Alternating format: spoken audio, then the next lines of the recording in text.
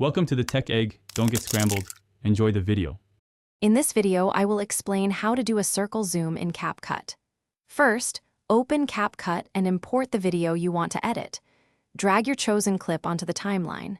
Then, navigate to the mask option, which you'll find in the editing panel. Choose the circle mask to begin shaping your unique zoom effect and prepare for the next steps. Once you have the circle mask applied, you can easily adjust its size and position directly on your video preview.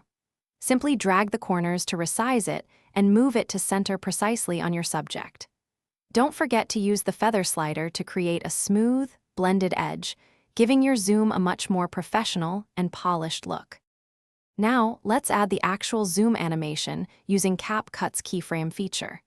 Place your playhead exactly where you want the zoom to begin and add your first keyframe. Move the playhead a few seconds forward along the timeline and add a second keyframe. At this second keyframe, increase the video's scale and reposition it to create the desired zoom effect. To refine your circle zoom, adjust the distance between your keyframes to control the speed of the animation. Remember, a shorter distance means a faster, more abrupt zoom. Experiment with different scale values to achieve your desired level of magnification and visual impact. Always preview your video thoroughly to ensure the zoom is smooth, visually appealing, and perfectly timed. Thanks for watching. Consider subscribing if I helped unscramble your problems.